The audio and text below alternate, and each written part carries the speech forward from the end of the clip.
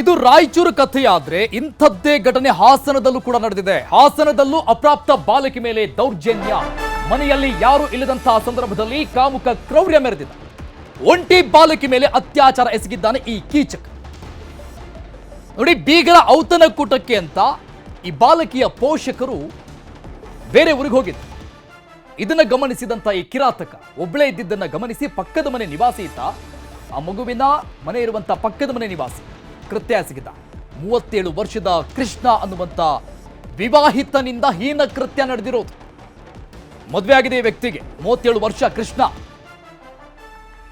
ಹಾಸನ ಜಿಲ್ಲೆ ಬೇಲೂರು ತಾಲೂಕಲ್ಲಿ ಈ ಘಟನೆ ನಡೆದಿರೋದು. ಚಾಕ್ಲೇಟ್ ಕೊಡ್ತೀನಿ ಅಂತ ಆ ಮಗುನ ಕರ್ಕೊಂಡು ಹೋಗಿ ಅತ್ಯಾಚಾರ ಎಸಗಿದ್ದ ಕೀಚಕ. ಈಗ ಪೊಲೀಸರು ಕೂಡ ಈತನ ಬಂಧನಕ್ಕಾಗಿ ಬಲೆ ಬೀಸಿದ್ದಾರೆ. ಹಳೆಬೀಡು ಪೊಲೀಸ್ ಠಾಣಾ ವ್ಯಾಪ್ತಿಯಲ್ಲಿ ಈ ಘಟನೆ ನಡೆದಿರೋದು. ಈ ಸಂಬಂಧಪಟ್ಟಂಗೆ ಕೇಸ್ ಕೂಡ ದಾಖಲಾಗಿದೆ. ಒಂದು ಕಡೆ ರಾಯಚೂರಲ್ಲಿ ನೋಡಿದ್ವಿ, ಅಂಥದ್ದೇ ಪ್ರಕರಣ ಹಾಸನದಲ್ಲೂ ಕೂಡ ನಡೆದಿರೋದು. ನಿಜಕ್ಕೂ ಕೂಡ ಹೀನ ಕೃತ್ಯ. ವ್ಯಕ್ತಿ ಫೋಟೋ ನೋಡ್ತಾ ಇದ್ದೀವಿ ನಾವು. ಅತ್ಯಾಚಾರದ ಆರೋಪಿ ಕೃಷ್ಣ.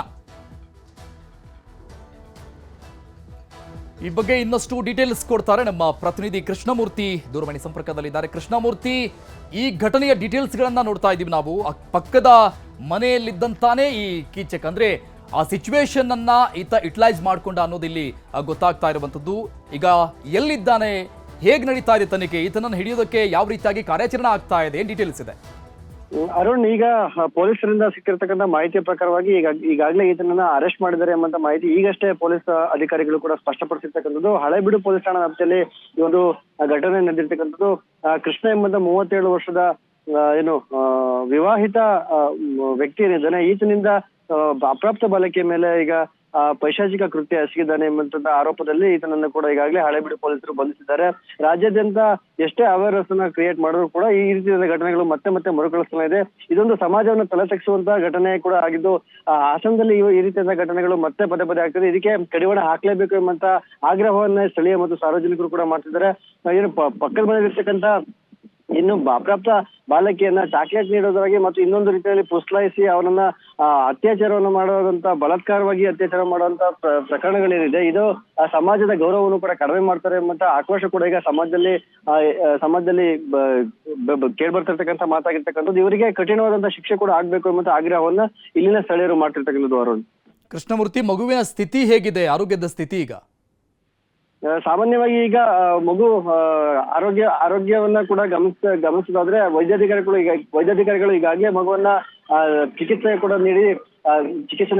ನೀಡಿದ್ದಾರೆ ಎಂಬ ಮಾಹಿತಿ ನಮ್ಗೆ ಲಭ್ಯ ಆಗಿದೆ. ಆದ್ರೆ ಸ್ಪಷ್ಟವಾಗಿ ಯಾವೆಲ್ಲ ರೀತಿಯಲ್ಲಿ ಆಕೆಯ ಕಂಡೀಷನ್ ಎಂಬಂತ ಈಗ ವೈದ್ಯಾಧಿಕಾರಿಗಳಾಗಿರ್ಬೋದು ಮತ್ತು ಮಹಿಳಾ ಮತ್ತು ಮಕ್ಕಳ ಕಲ್ಯಾಣ ಇಲಾಖೆಯ ಅಧಿಕಾರಿಗಳು ಈಗಾಗಲೇ ಆಕೆಯ ಸಂಪರ್ಕದಲ್ಲಿದ್ದಾರೆ ಮತ್ತು ಚಿಕಿತ್ಸೆಯನ್ನು ಕೂಡ ನೀಡ್ತಾ ಇದ್ದಾರೆ. ಇನ್ನೊಂದು ಕೆಲವೇ ಗಂಟೆಗಳಲ್ಲಿ ಅವರು ಯಾವ ರೀತಿ ಇದೆ ಪಾಪುವಿನ ಅಪ್ರಾಪ್ತ ಬಾಲಕಿಯ ಪರಿಸ್ಥಿತಿ ಎಂಬುದನ್ನ ಅವರು ಹೇಳ್ಬೇಕಾಗಿರ್ತಕ್ಕಂಥದ್ದು. ಅರುಣ್, ಥ್ಯಾಂಕ್ ಯು ಕೃಷ್ಣಮೂರ್ತಿ ಡೀಟೇಲ್ಸ್ಗೆ. ಇನ್ನು ತಮಿಳುನಾಡಲ್ಲಿ 18 ವರ್ಷದ ಅಸ್ಸಾಂ ಮೂಲದ ಯುವತಿಯನ್ನ ಅಪಹರಿಸಿ 3 ಅತ್ಯಾಚಾರಕ್ಕೆ ಯತ್ನ ಮಾಡಿರುವಂತಹ ಘಟನೆ ನಡೆದಿದೆ.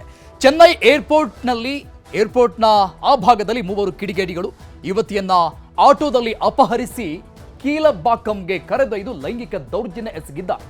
ಅದಾದ್ಮೇಲೆ ಆಟೋದಿಂದ ಯುವತಿಯನ್ನ ತಳ್ಳಿ ಅಲ್ಲಿಂದ ಎಸ್ಕೇಪ್ ಆಗಿದ್ದ.